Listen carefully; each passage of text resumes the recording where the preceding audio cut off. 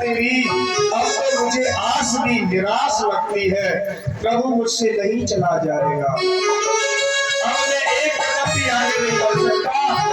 यदि तेरी इच्छा है तो मुझे द्वारका लेके जा, नहीं तो मैं यही पड़ा हुआ।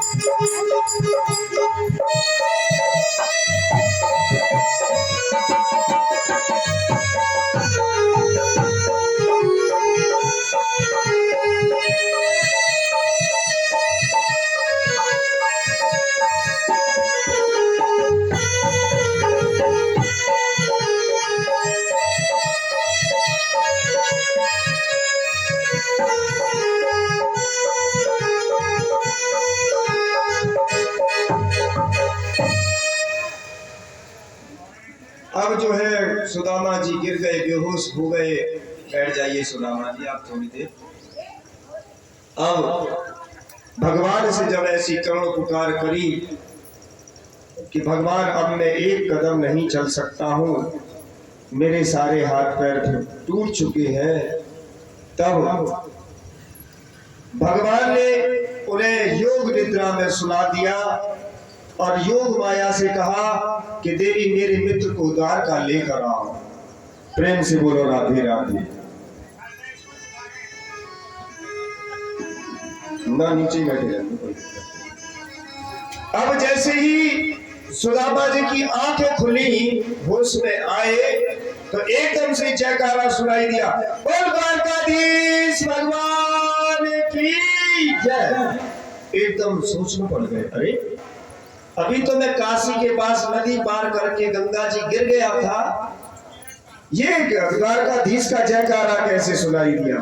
गांव के एक दो लोगों के पास गए उठ के डंडे के सहारे कि भैया ये कौन सा गांव है? कि महाराज ये है द्वारिका। द्वारका में 6 लगा के बोलते ही द्वारका 6 का मतलब है। अच्छा द्वारका 6 द्वारकाएं का 6 नहीं, हमारे यहाँ है को 6 बोलते। अच्छा यहाँ के राजा कौन है? यहाँ के राजा श्री कृष्णचंद्र जी 6। अच्छा राजा भी 6 नहीं, 6 नहीं है, कृष्ण भगवान यहाँ के राजा है। अच्छा भैया, तो धीरे धीरे टहलते हुए द्वार पे पहुंचे और द्वारपालों से कहने लगे कि अरे द्वारपालों, जाओ उस कन्हैया से कहो कि आपका जो मित्र है ना सुदामा, वो आपसे मिलने के लिए आया है। मित्रों ने देखा, वो द्वारपालों ने देखा तो कहने लगे कि अरे ब्राह्मण देव, यदि तुम्हें भिक्षा चाहिए तो आप भिक्षा कितनी भी ले जाओ, हमारे द्वारकाधीश ने कह रखा है कि ब्राह्मणों के लिए भिक्षा की कोई कमी नहीं हम रखेंगे। पर झूठ तो मत बोलो, द्वारकाधीश आपके मित्र हैं। कि हाँ भैया द्वारकाधीश मेरा मित्र है। उससे कहना कि तुम्हारे बचपन का सखा तुमसे मिलने के लिए आया है। द्वारपालों ने विचार किया क्या करें क्या नहीं करें, लेकिन एक द्वारपाल था, उसने कहा कि नहीं, भगवान का कोई भक्त है, इसको मिलने दिया जाए। तो सीधे अंतःपुर में जाकर बोले और कहने लगे, शीस पगान जगातन पे प्रभु जाने को आन, बसे के ही गाना शीस पगाना जगातन पे प्रभु जाने को आन, बसे के ही गाना। धोती फटी सी, फटी हुई धोती फटी सी, लदी दुपटी और पाए पावन की नहीं जा। धोती फटी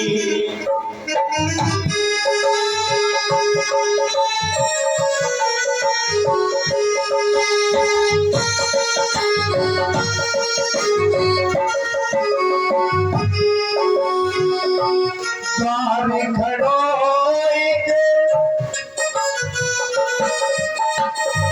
द्वार खड़ो तुझे दुर्बल एक। द्वार पे एक बहुत कमजोर ब्राह्मण महाराज खड़ा हुआ है। रहो चली सो कसदा राम पूछत दीनो, पूछत दीनो दयाल को नाम, बतावत आपनो नाम सुनावा पूछत दीनो।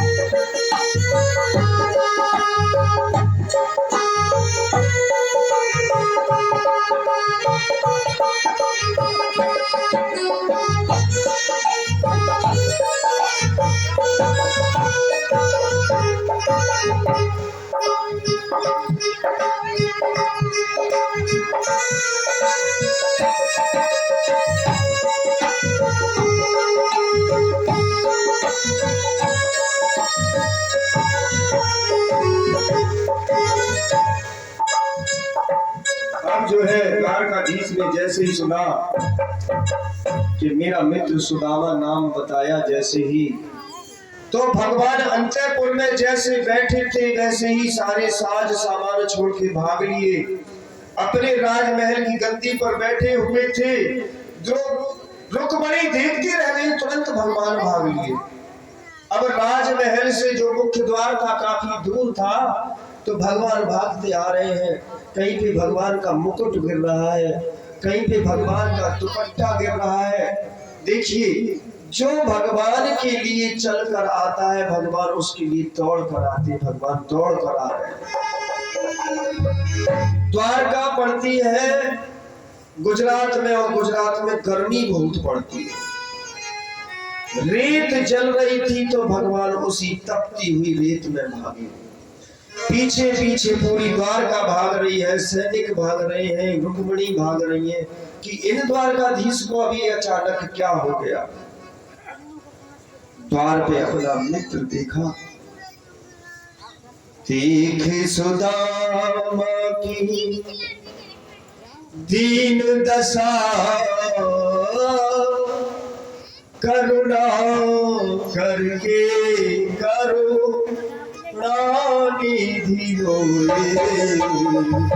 देखी सुदामा की दीन दशा, करुणा करके करुणानिधि होए।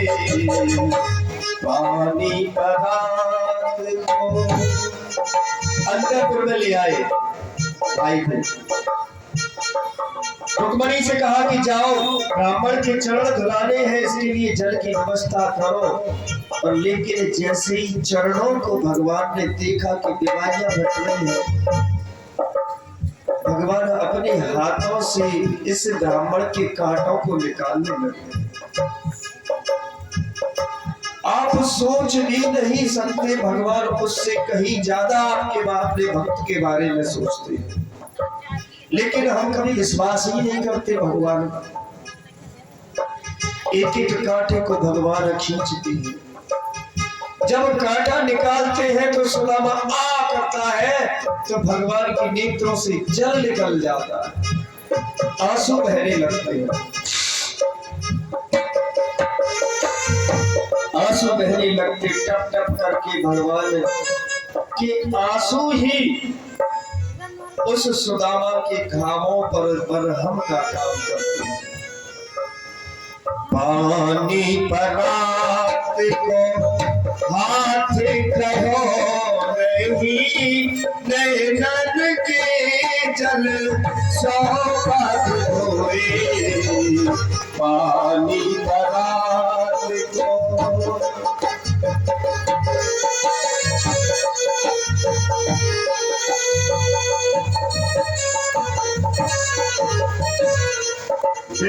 प्रसादाद धरणीधरोऽहम् विप्र प्रसादाद कमलाबरोऽहम् विप्र प्रसादाद अजित जितोऽहम् विप्र प्रसादाद मम राम नाम। आज ब्राह्मण की भगवान ने देखो क्या शब्द कहे। रुक्मणी जी लेके आई परात तो देखा कि भगवान ने तो चरण आंसुओं से ही धो दिए हैं। परात को वापस कर दिया, जो अश्रु जल एकत्र किया खुद अपने मुख में डाला, ब्राह्मण के चरणों का जल। और रुक्मणी से कहा कि देवी इस जल का चरणामृत का आप पान करो, इस जल से हमारा और तुम्हारा उद्धार हो जाएगा। देखिए, जैसे हम भगवान के चरणों तक को पीने के लिए तरसते हैं, ऐसे ही भगवान भी अपने भक्तों के चरणों के जल को पीने के लिए तरसते हैं। भगवान आज स्वयं कह रहे हैं कि हे देवी रुक्मणी, इस ब्राह्मण के चरणों के जल को पियो, ये मेरा परम भक्त है, इसके चरणों के जल से आज हमारी मुक्ति हो जाए। प्रेम से बोलो राधे राधे। विप्र प्रसादाद धरणीधरोऽहम्, इस इन विप्रों के प्रसाद से ही तो ये धरती टिकी हुई है। ऐसे भक्तों के जब प्रसाद को मैं ग्रहण करता हूँ तो इस धरती के भार को झेल लेता हूँ। विप्र प्रसादाद कमलाबरोऽहम्, और हे रुक्मणी जी, आपका भी यदि मैंने वरण किया है तो इन ब्राह्मणों के आशीर्वाद से किया। बैठे आप, बहुत सुंदर गद्दे पे लेटाया, खूब हाथ पैर दबाए, पैर दबाते दबाते कन्हैया जी बोले, करे भैया सुदामा के हाँ जी, कि तुम्हारी ब्याह शादी भयो कि ना भयो? अब बोले कि भाई ब्याह तो है गो लाला। अरे तो मित्र देने में अपनी शादी में नहीं बुलाया? अरे भैया पूछे मत, ब्याह ब्याह का आओ, ऐसे ही करी पंडितानी की छोरी सो हमसे ब्याह गई, हमने तो रिश्तेदारों ना मिलाए। लेकिन तेरे कन्हैया ब्याह करो कि ना करो, जो बता भैया मेरे एक आध ब्याह ना भाई, फिर कितने भाई? दो कि ना, दो ही भी ना भाई तो कितने भाई? 10 या 10 भी ना भाई तो कितने हुए? 50 ना भाई और ज्यादा। अच्छा तू ही बता दे भैया। मेरे ब्याह हुए 16,108। अरे तो मेरे मित्र तू तो महाकपटी निकला। बोले कैसे कि तेरे 16, हमने तो एक ब्याह करो वहां में भूल गए, तेरे 16,108 ब्याह करे, काई में भी उनको याद नहीं करो। पंडित जी महाराज, हमारी शादी ऐसे हुई कि सुबह बात चली, दोपहर को भहुए लेवे गए, संध्या को अपने घर लेके आ गए। बोलो राधे राधे। बोले कोई भी शांतिप्रद ब्याह नहीं हुआ हमारा, तो भगा तड़ी में ही ब्याह हुई शादी।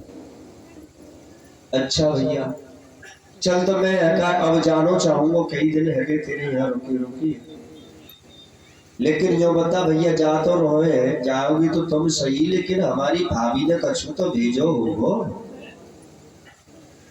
बोले ए भैया तेरी भाभी कहाँ भेजेगी, हम तो गरीब आदमी। अरे ना, तुम बचपन की आदत ने अभी भूले गई। जो बचपन की तुम्हें याद है भैया, एक पुत्र गुरु माता ने चढ़ा दिए और कहीं जंगल में चले जाइयो। अब बेचारे सुदामा जी को वो बात याद आने लगी जिसके पीछे से दारिद्र आया।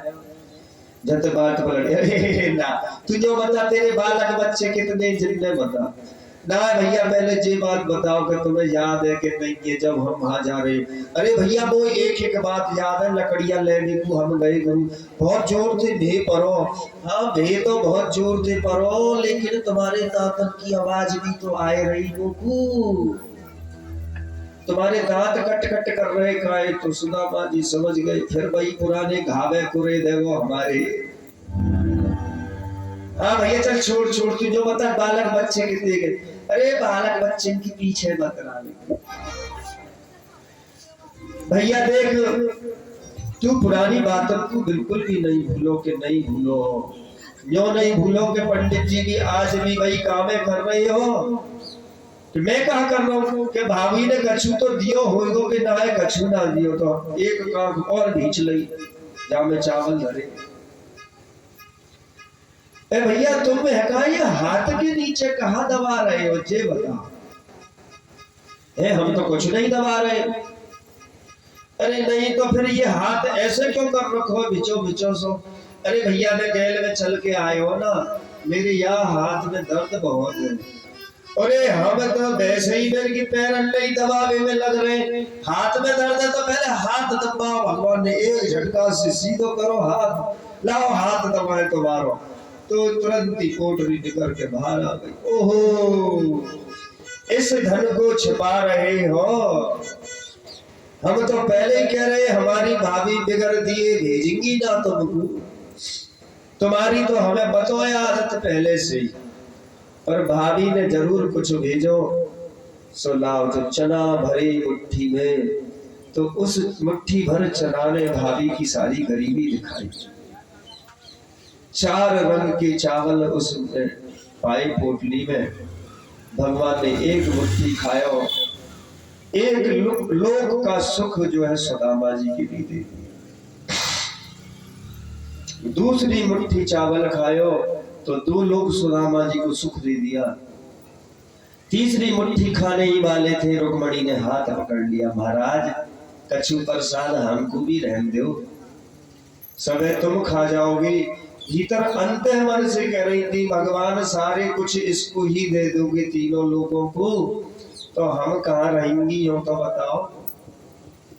भगवान ने कहा कि अच्छा रुक्मणी तुम भूल गई शायद ब्राह्मणों के प्रताप को।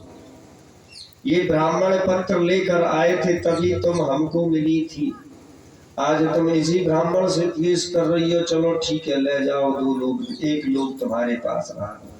भगवान अपनी संपत्ति का सर्वस्व अपने भक्त के लिए लुटा देते, लेकिन हमें विश्वास होता तो भैया जो अनाज पानी ऑनलाइन हो चावल वो चढ़ा दे यहाँ पर। इसके बाद सुदामा चरित्र जो है पूर्ण होने जा रहा है। सुदामा जी जाने लगे, भगवान ने वो वस्त्र भी उतार लिए जो पहनाए थे और बोले सुदामा जी अच्छा भैया मैं जाऊं कि हाँ भैया जाओ, आपकी इच्छा है जाना चाहो। अब भगवान सुदामा सोचने लगे जाऊंगा तो कछु दक्षिणा पानी तो देवो, लेकिन भगवान ने लगे तो सोचने लगे कुछ दक्षिणा मिले, लेकिन भगवान ने कोई दक्षिणा नहीं। हो सकता है कि प्रत्यक्ष भगवान आपको कुछ ना दे, लेकिन अप्रत्यक्ष रूप से सर्वस्व आपको देने की क्षमता भगवान रखते हैं। इसलिए ये ना सोचे कि हमने ये मांगा था भगवान से और ये हमको नहीं मिला, तो ऐसा सोचना विचार करना बहुत गलत है। प्रेम से बोलो राधे राधे राधे। और भैया दानदाताओं से भी मेरा निवेदन है कि आज देखो अंतिम दिवस है, महल बने हुए हैं, घबरा गए देख के सुदामा मंदिर देख डरे। यहाँ तो थी मेरी टूटी झुपड़िया, कंचन महल खड़ी, सोने की महल खड़ी। देख के जाने लगे वापस तो भीतर से सुशीला जो इनकी पत्नी थी निकल के आई। महाराज कहाँ जा रहे हो? मैं हूँ सुशीला। तो ये सुशीला जब गए थे तो ऐसी सूखी सर्दी सी थी जैसे सुदामा जी। अब लेकिन जब तक ये सुदामा जी लौट के वापस आए तो सुदामा ये सुशीला बन गई पूरी सेठानी, तगड़ा शरीर हो गया। पहचानने से मना करने लगे, अरे देवी हम गलती से कहीं और आ गए, हमारी यहाँ एक टूटी सी झोपड़ी थी। सुशीला ने कहा कि अरे महाराज मैं ही तो सुशीला हूँ, झोपड़ी आपके मित्र के आशीर्वाद से महल बन गए। सुदामा जी बोले अरे सुशीला कि हाँ जी, अरे तेरे 2 चुटीला। बोलो राधे राधे। इतनी पैसा वाली है कि कहते आयो कि सब तुम्हारे मित्र की कृपा है। अच्छा सुशीला तुझको धन चाहिए था ना, इस महल में रहे, मुझे तो भगवान का भजन चाहिए, मैं तो जाता हूँ। जब भगवान निकल के जाने लगे सुदामा तो जो है सुशीला पीछे पीछे चलती बोली प्रभु मैंने तो आपके लिए ही, आपकी संतान के लिए ही धन मांगा था। यदि आपको ये महल अच्छे नहीं लगते तो मैं भी इन महलों का त्याग कर देती हूँ। सुशीला भी पीछे पीछे चलने लगी तो भीतर महल से आवाज आई, अरे सुदामा। सुदामा ने मुड़ के देखा तो द्वारकाधीश भीतर बैठे। ये महल मेरा ही है, लेकिन तू इस महल का पुजारी बन के इसमें रहे। तब सुदामा जी ने वह सुख भोगा, लेकिन जैसे भरत ने राम जी के राज्य को स्वीकार ना करके वहां की चरण खड़ाओं को शासन करने दिया, ऐसे ही सुदामा जी ने महल का सुख नहीं भोगा, बस भगवान के नाम की माला जीवन पर्यंत करते रहे। तो धन वैभव बढ़ जाए तो इस घमंड में मत आना, अहम में मत आना, और भगवान को ही धर्म कर्म को बढ़ाने के लिए, भगवान के धर्म को और पुष्ट करने के लिए उस धन वैभव का प्रयोग करना। एक बार हाथ उठा के बोलिए राधे राधे, जोर से बोलो राधे। अरे महत्तम आवाज आ रही है। सोच रहे हैं कि भाई देखो कुछ खाने पीने को नहीं मिलोगा आज, जाओ बच्चा। वो रामलीला वाले कहते तो जैसे आराम बोलो तब तो जो है पूरे गांव तक पार आवाज निकलती। राधे क्या आपके तो फांस काट दी पूरी।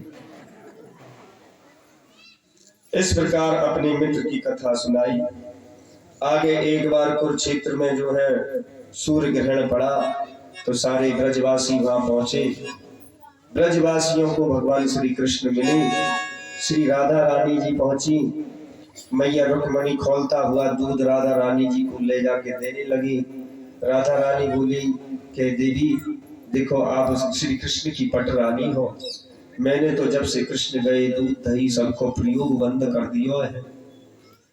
तब वो गर्म दूध था। रुक्मणी जी बोली भगवान कृष्ण ने ही आपके लिए भेजा है। तो एक ही सांस में गरम गरम दूध पी गई। पूरी उनके गले में छाले पड़ गए, लेकिन आहा तक नहीं निकाली, क्योंकि भगवान कृष्ण ने भेजा है ये शब्द जोड़ दिया गया। जब वापस लौट के आई तो देखा कि भगवान के चरणों में छाले पड़े। कहने लगी प्रभु अब तो ऐसी कोई गर्मी भी नहीं पड़ रही है, ज्येष्ठ का महीना भी नहीं है, आपके पैरों में छाले कैसे पड़ गए? आप तो कहीं चल के भी नहीं गए। अरे देवी ये छाले मुझे आपने दिए हैं। कैसे? जो गरम गरम दूध आप लेकर गई थी ना, उस राधा रानी के हृदय में मेरे चरण रहते हैं, मेरे हृदय में राधा रानी के चरण रहते हैं, इसलिए वो सारा दूध मेरे चरणों पे गिरा। इसी कारण से मेरे चरण जल गए। प्रेम से बोलो राधे राधे। राधा कृष्ण स्वरूपम वही श्री राधा कृष्ण स्वरूपिणम। जो राधा का स्वरूप है वही कृष्ण का स्वरूप है, जो कृष्ण का स्वरूप है वही राधा का स्वरूप है। तस्माद ज्योति भवेत द्वेधा, एक ज्योति दो हिस्सों में बटी हुई है, वही राधा है वही कृष्ण है। क्योंकि लक्ष्मी जी तो रुक्मणी बन के आई थी, तो राधा तत्व कोई और नहीं, स्वयं कृष्ण ही राधा है, राधा ही कृष्ण। इस प्रकार भगवान मिले।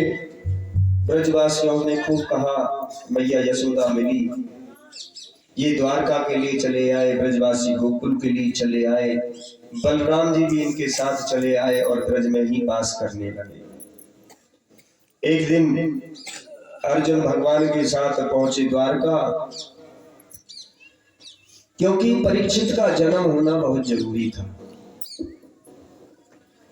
अर्जुन पहुंचे द्वारका, इनको भोजन कराने लगी सुभद्रा, कृष्ण की बहन। कृष्ण की बहन जब भोजन कराने लगी तो बड़े प्यार से अर्जुन की तरफ कृष्ण की बहन सुभद्रा देखने लगी। अर्जुन शर्माने लगे। कृष्ण भगवान ने दोनों को नजरों से मिलाते हुए देख लिया। एक दिन अर्जुन से बोले, अर्जुन हम सब जानते हैं तू क्या गड़बड़ कर रहा है। तो अर्जुन घबरा गया, लेकिन मैं चाहता हूं कि मेरी बहन की शादी तेरे साथ हो।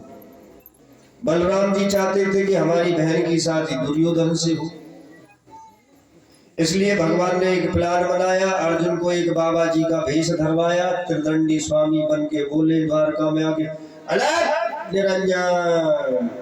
बलराम जी सबसे पहले आगे बढ़े, ओहो आज बड़ी कृपा हुई, त्रिदंडी स्वामी हमारे द्वारका में पधारा है, आओ महाराज भोजन करके जाना, आओ महाराज। अंतपुर में ले गए।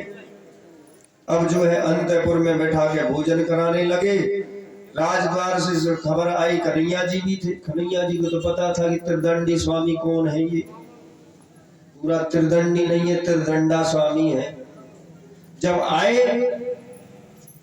तो वह त्रिदंडी स्वामी के रूप में भोजन करने लगे। आवाज आई कि बलराम भैया को जो है राजद्वार महल में याद किया है, राज दरबार में याद किया है। बलराम जी बोले बताओ, ब्राह्मणों को भोजन भी नहीं कराने देते, इतनी राजनीति। चले गए बलराम जी। कृष्ण भगवान की आवाज लगी, उन्हें वो भी चले गए। अब जो है सुभद्रा जी भोजन करा रही अर्जुन को। अर्जुन ने नेक मूछ दाढ़ी हटा के बता दिया कि हम अर्जुन हैं। तो सुभद्रा जी भी समझ गई, तुरंत रथ में बैठी। सुभद्रा जी ने रथ चलाया और अर्जुन पीछे बैठे। उल्टा देखो हो रहा है। तभी से ये कहावत बनी, कौन सी? घोड़ी सवार को लेके जाती है, सवार घोड़ी को लेके नहीं जाता। तो ये सुभद्रा जी चला रही थी रथ को, और जैसे ही रथ लेके वे बेचारी बाहर निकली तो हल्ला मच गया कि बाबा जी जो है बहन जी को ले गया, बाबा जी बहन जी को ले गया, बाबा जी बहन जी को ले गया। अब राज्यसभा में हल्ला हुआ तो बलराम जी तो बड़े क्रोधित हुए। देखो धर्म का जमाना ही नहीं है, संत महात्मा ऐसे काम करने लगे। तुरंत सेना का तैयार करी, पीछे पीछे भागने लगे। भगवान ने रोका, अरे भैया रुको तो सही, रुको तो सही, पहले बताओ तो कर लो कौन कौन को लेके भगा है। द्वारपालों को बुलाया, अरे द्वारपालों क्या बात है, तुमने रोका क्यों नहीं? महाराज हम रोकते कैसे, क्यों कि आपकी बहन जी तो रथ चला रही थी, हमने समझा कहीं साधु को घुमाने ले जा रही है। अब बोल रहे बलराम जी से, अब देख लो भैया बहन जी का ही सारा किया धरा है काम, बेचारे साधु की क्या गलती। फिर भी बलराम जी नहीं माने, बोले नहीं पकड़ के तो लाना पड़ेगा, बहन जी की गलती सही। अब गए भाग के दोनों कृष्ण और बलराम, देखो आप बोलना मत, मैं अपने आप समझ लूंगा। जब गए तो पता करके आए, वापस बोले जी कोई और नहीं साधु, ये अर्जुन जी है। बलराम जी समझ गए कन्हैया ये सब तेरा ही किया धरा है, मैं समझ गया। तू नहीं चाहता था कि दुर्योधन से बहन जी की शादी हो, चलो ठीक है, अर्जुन भी कोई बुरा नहीं है, ये भी गांडीवधारी है, सो ये शादी हो गई सब। क्योंकि इन्हीं के पुत्र अभिमन्यु की जो पत्नी है उत्तरा, उसी के गर्भ से परीक्षित आप पैदा हुए, सुखदेव जी ने बताया। ये हुआ अर्जुन सुभद्रा का विवाह। और 88वां अध्याय में परीक्षित पूछता है कि शिव के भक्त अमीर क्यों होते हैं, विष्णु के भक्त गरीब क्यों होते हैं? तो शिव के भक्त इसलिए अमीर होते हैं कि शिव भगवान एक ऐसे भगवान है बगैर सोचे समझे वरदान दे देते हैं। एक भस्मासुर नाम का, बक्रासुर नाम का राजा था, असुर था। शंकर जी की बड़ी तपस्या की, शंकर जी प्रसन्न हो गए, बोले वर मांगो। कि वर मांगो क्या महाराज, जिसके सिर पे हाथ रख दूं वही भस्म हो जाए। उन्होंने कहा ऐ मस्तु। अब बोले मैं चेक कैसे करके देखूं कि मैं जिस पे हाथ धरूं वही भस्म हो जाए? बोले अपने घर चला जा, अपने बाप पे रख, अपनी मैया पे रख, काई पे की हाथ रख, वही भस्म। बोले सब जगत के माता पिता तो तुम ही हो, सबसे पहले तुम पे ही हाथ धर के ट्राई करें। बोलो राधे राधे। ऐसे भगत है आज के जमाने के। भस्मासुर हाथ धरने को डोले, शंकर जी आगे आगे भागे, पीछे पीछे भस्मासुर ने हाथ तो रखन दो, ने हाथ तो रखन दो। भागे भागे याद करे विष्णु भगवान, अरे महाराज कुछ तो हेल्प करने आओ। विष्णु भगवान आए पंडित जी बन के, भस्मासुर पीछे पीछे आगे, शंकर जी भस्मासुर को पकड़ लिया। ए रुक, कहाँ भगा जा रहा है? अरे वो शंकर के सिर पे हाथ रखूंगा काय को? कि अरे उसने मुझे वरदान दिया है कि जो है जिस पे हाथ रखोगे वही भस्म हो जाएगा। अरे पागल तो नहीं है, भगेड़ी है। सुबह भांग घोट के छान के चकाचक रहता है, इसके बहकाए में आ रहा है। बोले नहीं यार, शंकर भगवान, शंकर भगवान है लेकिन जिसने सुबह भांग चढ़ा ली वो क्या आशीर्वाद देगा। अच्छा, अरे झूठ मूठ बहका दिया है कि हाँ तुझे विश्वास नहीं, तू अपने सिर पे हाथ धर के दे। उसने सिर पे हाथ धरा, अपने पे धड़ाक से भस्म हो गया। बोलो गोविंदा। इस तरीके से भगवान शंकर जी की हेल्प करी विष्णु भगवान ने। आगे इसमें नव योगेश्वरों की कथा है। ब्राह्मण यानी कि संदीपनी गुरु थे, उनके बच्चों को भगवान छुड़ा के लाए यमलोक से और गुरु माता से मिलाया। और ऐसी परीक्षा है। एक भृगु ऋषि थे, उनकी कथा सुनाते कि इन तीनों देवों में परीक्षित ने प्रश्न किया, ब्रह्मा विष्णु महेश में कौन सी देवता सौम्य है? बड़े तो मैं नहीं कहूंगा, सौम्य है। एक भृगु नाम के ऋषि थे, ब्राह्मण थे, बड़े टेढ़े। इनसे दुर्वासा इत्यादि ऋषि बोले, महाराज तुम तीनों देवों में बता सकते हो कौन बड़े हैं कौन छोटे हैं? बोले बता तो नहीं सकते लेकिन परीक्षा ले सकते हैं।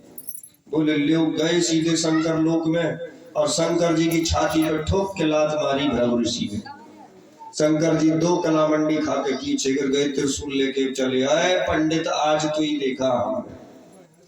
आगे आगे भृगु ऋषि, पीछे पीछे शंकर जी त्रिशूल लेके हाथ जोड़ के बड़ी मुश्किल से समझाया, महाराज हम तो प्रैक्टिकल कर रहे थे, देख रहे थे कौन से देवता जो है गुस्सा नहीं करते। आप तो महाराज बहुत क्रोधी हो, क्षमा करो। हाथ मिन्नत करी, हाथ पैर जोड़े।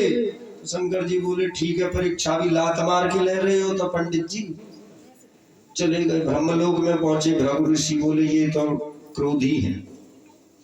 ब्रह्मा जी को प्रणाम किया, पिताजी प्रणाम। और प्रणाम बेटा, कैसे आए? भृगु जी सोई मारी खींच के एक लात और ब्रह्मा जी कमल के फूल पे से नीचे जा पड़े।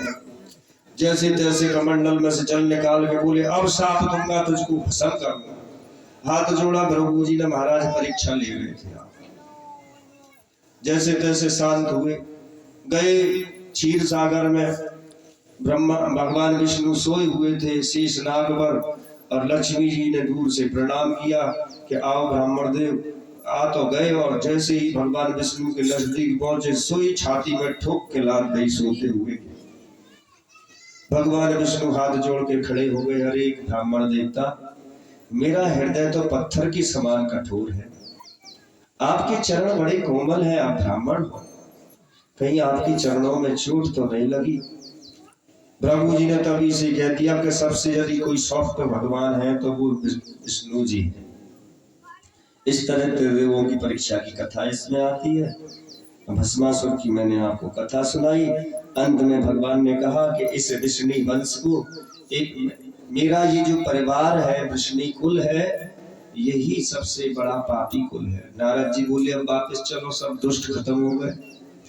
बोले अभी तो हमारा कुलवाई सबसे बड़ा दुष्ट है, पहले इसी को साफ करना पड़ेगा। इनके जो बेटा थे, इनमें जामवती का और उसका सत्यभामा का पुत्र था, उसका नाम था सांब।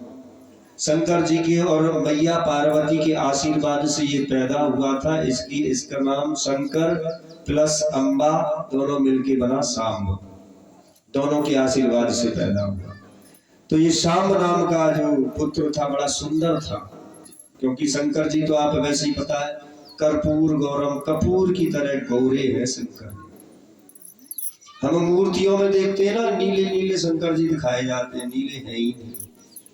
कर्पूर गौरम, उनका कंठ नीला है, बाकी तो सारे सर्वांग सुंदर है शंकर जी। लेकिन आजकल तो भाई बड़े बड़े विद्वान लोग हो गए ना, अपने हिसाब से शंकर जी को नीला करना तो नीला कर दो, काला करना है जैसे काला कर दो, जैसे हरा करना है हरा कर दो। और आजकल भजन भी बड़े जोर जोर के, आप शंकर जी गौरा भांग घुटने चली, शंकर जी मद मस्त रहे भंगड़े में, बोलो राधे राधे। ऐसे ऐसे भजन लोग बना रहे, जैसे शंकर जी ना हो पूरे खानदानी पिबैया ही हो नशे के। इसी प्रकार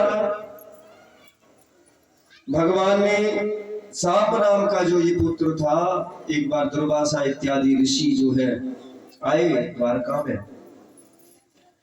तो इन्होंने क्या किया, एक कपड़े में, एक कपड़े को ऐसे पोटली सी बनाई, पेट से बांधा, इस शाम को साड़ी लहंगा ब्लाउज पहनाए, और सारे जो यादव थे पहुंचे वहां कि बाबा तुम बहुत पहुंचे हुए बाबा लगते हो, ये बताओ हमारी भाभी पे छोरा होएगा कि छोरी होएगी। संतों ने कहा भैया चले जाओ मान जाओ, कोई बात ना, जो कुछ होएगा है जाओ ना। देखो बाबा तुम यदि हटा बढ़िया सिद्ध बाबा हो तो बताओ हमारी भाभी पे छोरा होगा कि छोरी होगा। अब बेचारे संतों ने कहा कि चलो ये बार बार पूछ रहे, तो ध्यान लगा के देखा तो वो सांब था।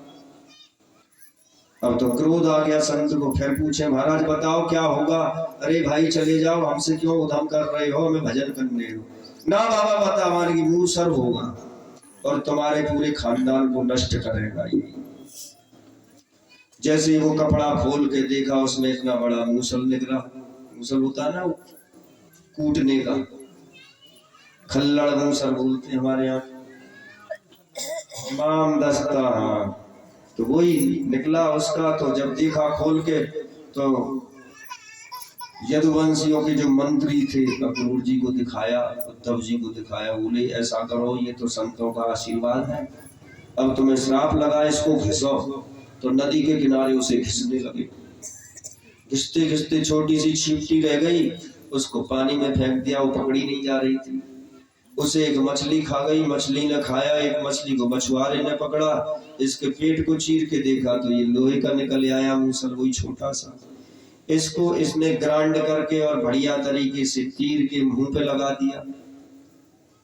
यही तीर भगवान श्री कृष्ण के चरणों में लगा, और जो मूसल को घिसा था ना, तो वो सब पानी के किनारे आके घास बन गई, जो घिसावट थी सारी।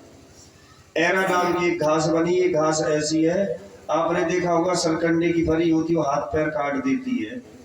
जब उसे काटते हैं तो बहुत से लोग, जब फूस होता है, ऐसी एक एरा नाम की घास होती, बड़ी पैनी होती। और इन्होंने ज्यादा मदिरा पान कर ली। वैसे भी चंद्रवंशी ज्यादा पीते खाते हैं आजकल, उसी जमाने से ये शौक लगा पड़ा है चंद्रवंशियों को, ना चाहते हुए भी पीना जरूरी है। तब आपस में ज्यादा पी ली तो एक दूसरे को गरियाने लगे, तो कहने लगे अब तू ही देखा है, अब तू ही देखा है। पहले तो वैसे घुसालातों से तलवारों से लड़ने लगे, जब उनकी भी कमी पूर्ति नहीं हुई तो घास उखाड़ ली एक दूसरे ने, शराब की नशे में रात में कट मर गए। इसी प्रकार यदुवंशियों का नाश। कौन से बच्चे महाराज? पर यादव तो आज भी है। भारत में सबसे ज्यादा जनसंख्या है यादवों की, 20% के लगभग है। जो गर्भवस्थ माताएं थी, उनके गर्भ में जो यादव रह गए थे, वह सब यादव वंश आगे बढ़ा उन्हीं से। तो ये ना करना कि साहब यादव तो खत्म हो गए थे, खत्म नहीं हुए थे। गर्भ में जो माताओं के में थे वो सब पैदा हुए, और अंतिम समय में उद्धव को भगवान ने उपदेश दिया कि द्वारका डूब जाएगी, इस द्वारका से सभी गोपिकाओं को लेकर तुम और अर्जुन चले जाना। अर्जुन गोपिकाओं को लेके चला, भगवान इस धाम को छोड़कर चले गए। भगवान के शरीर से एक दिव्य रोशनी निकली, एक तेज निकला, कोई देख नहीं पाया उस रोशनी को, इतनी तेज थी। सूरज को हम देख नहीं पाते, दिन में 12 बजे सूरज को कोई 1 मिनट नहीं देख सकता है सीधा, और जिसने सूरज को 1 मिनट देख लिया उसकी रोशनी खत्म हो जाती है। 1 सेकंड देखने झट आंखें मचकाने लग जाएंगी, सूरज की तरफ देखा ही नहीं जाता।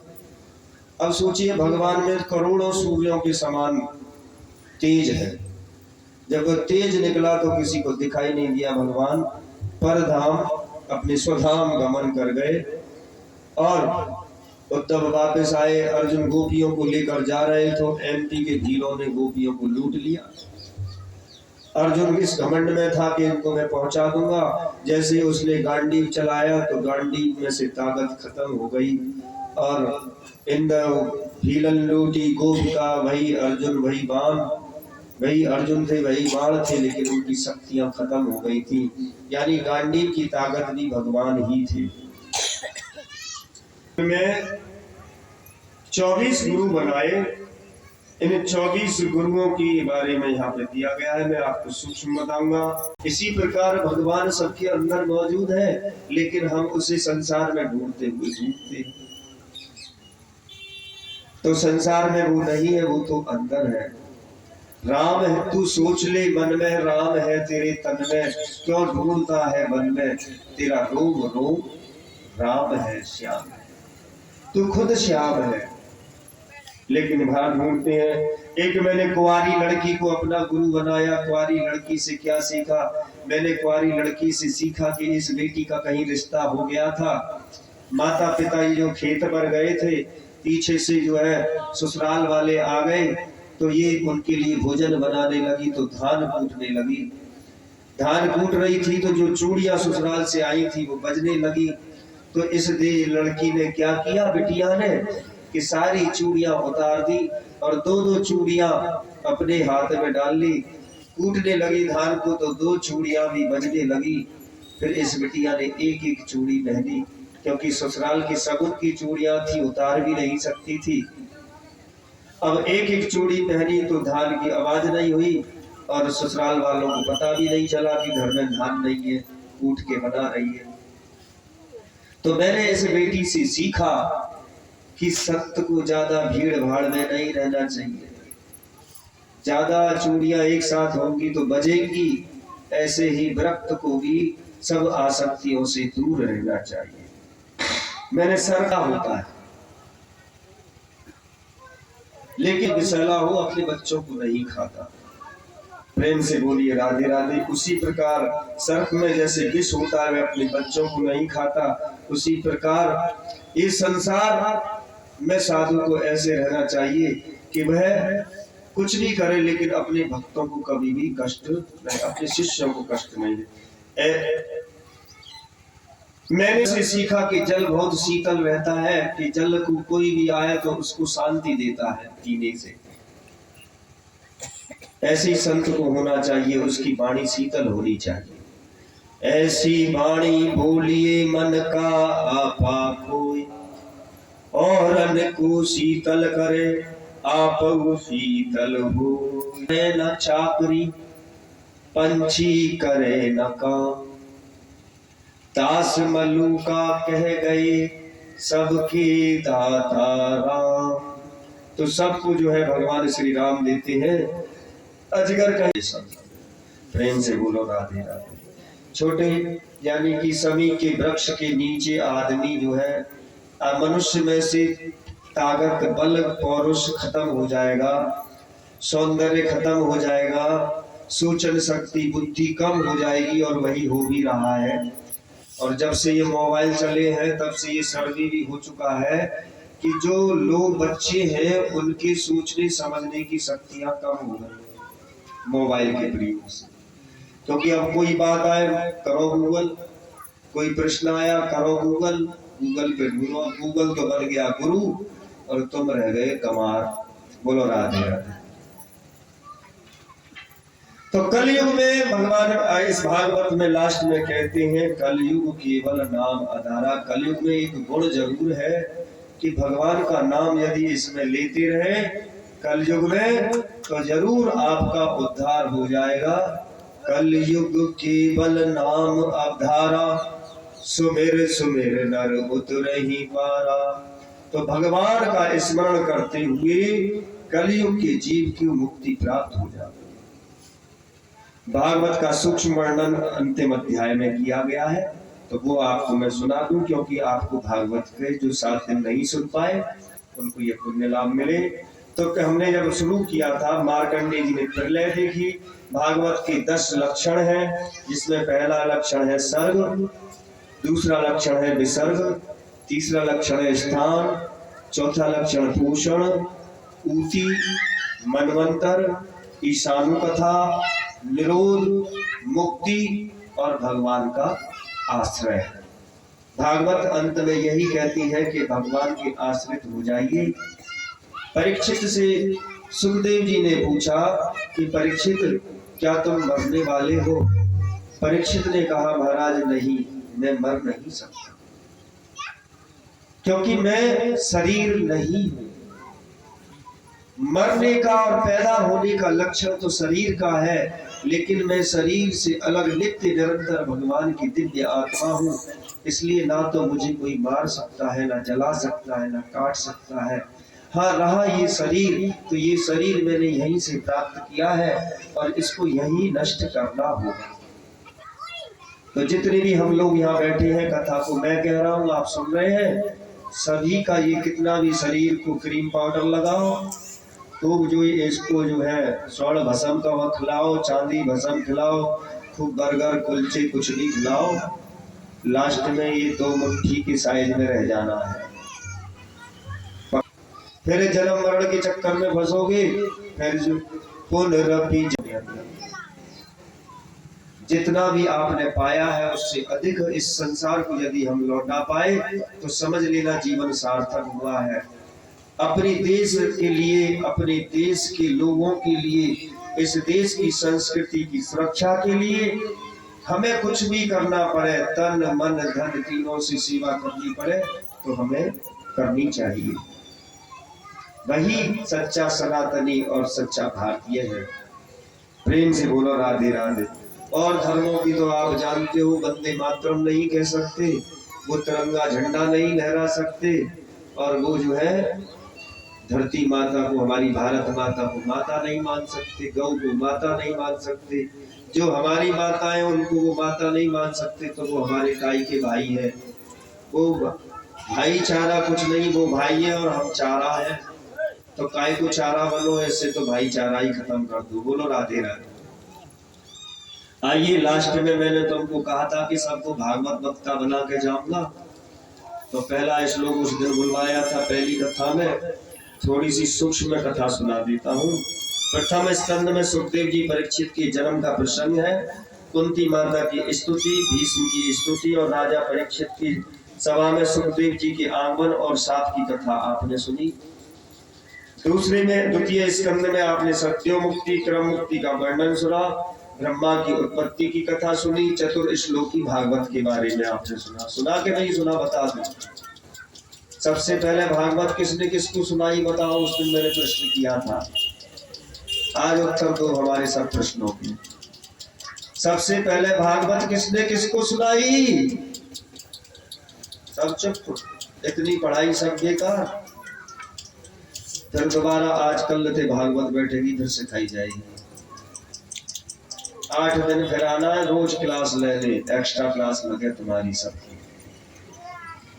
सर्वप्रथम भागवत भगवान विष्णु ने, नारायण ने ब्रह्मा जी को 4 श्लोकों में सुनाई थी।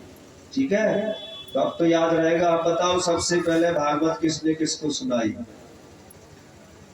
भगवान विष्णु ने ब्रह्मा जी। मृत्यु लोक पर सबसे पहले भागवत सुखदेव जी ने परीक्षित जी को सुनाई। ठीक है, 2 बात हो गई ना, दोनों के उत्तर रखो। तृतीय स्कंद में विदुर मैत्री संवाद, कपिल देवहूति संवाद, हिरण्याक्ष वध की कथा हमने सुनी। चतुर्थ स्कंद में हमने ध्रुव चरित्र सुना, ध्रुव जी के वंश का निरूपण किया। पंचम स्कंद में प्रिय व्रत और जड़ भरत की कथा हमने सुनी और भूगोल खगोल का वर्णन, 28 प्रकार के नरकों का वर्णन हुआ। छठे स्कंद में अजामिल की कथा, गुरु हत्या का परिणाम, और 7वें स्कंद में प्रहलाद चरित्र और नरसिंह भगवान के अवतार की कथा हमने सुनी। 8वें स्कंद में गजंद मुक्त, समुद्र मंथन और पावन चरित्र हमने सुना। 9वें स्कंद में सूर्य वंश और राम कथा, कृष्ण वंश और कृष्ण जन्म की कथा हमने सुनी। 10वें स्कंद में कृष्ण भगवान की विस्तार से कथा हमने आज तक सुनी। 11वें स्कंद में हमने यदुवंशियों के साथ लगने की कथा, यदुवंशियों का आपस में संहार और भगवान का स्वधाम गमन, उद्धव जी का श्री बद्रिकाश्रम जाना और अर्जुन की गोपियों को ले जाने की कथा सुनी। अब 12 स्कंद में कलयुग के दुर्गुणों का वर्णन हमने सूक्ष्म अभी सुने कि बल पौरुष शक्ति बुद्धि सब नष्ट हो जाएगी आप लोगों की। ये जो आप थोड़ा बहुत भजन चल रहा है ना आजकल, वैसे कम हो गया है परसेंटेज। नए बच्चे तो भजन करते ही नहीं, बहुत कम करते हैं, क्योंकि उनको तो इंग्लिश की किताबें ऐसी रटा दी है तो, और ये भी सिखा दिया है कि भगवान नाम की कोई चीज होती नहीं, तो उनके दिमाग में तो वही बैठता जा रहा है, no God is no any here. भगवान कोई नहीं है, भगवान हम ही है, ये सिखा दिया। मैं भी कहता हूँ भगवान कोई और नहीं हो तो भी हो, लेकिन उसको पहचानो तो सही। मैं भी कहता हूँ ईश्वर अंश जीव अविनाशी, ईश्वर का अंश ही जीव के अंदर है, उसे पहचानो, उसे समझो। भगवान आपके अंदर ही है। अंतिम 12 स्कंद में हमने कलयुग के दुर्गुणों का वर्णन किया, कलयुग में नाम महिमा के बारे में भी हमने समझा। इसके बाद सुखदेव जी परीक्षित को अंतिम उपदेश देकर वहां से प्रस्थान कर गए और तक्षक सर्प के आने पर परीक्षित को डस लिया, लेकिन परीक्षित अपना शरीर पहले ही छोड़ चुके थे, मुक्त हो चुके थे। मरे मराए को जो तक्षक ने खाया, तो अपने शरीर का दान पहले ही कर दिया जाए तो बढ़िया है, यही मुक्ति है। यही परीक्षित को समझाया सुखदेव जी ने कि अपने जीते जी अपनी मुक्ति का साधन करें, भगवान को याद करें। और इस प्रकार हम देते हैं अपनी वाणी को विश्राम। और आप लोग जो सुखदेव जी का पूजन करना चाहे, माता बहने भाई बंधु, और हमें विदा करना चाहे, अभी विदा कर दो, थोड़ी देर बाद हम हवन करेंगे उधर ही हनुमान जी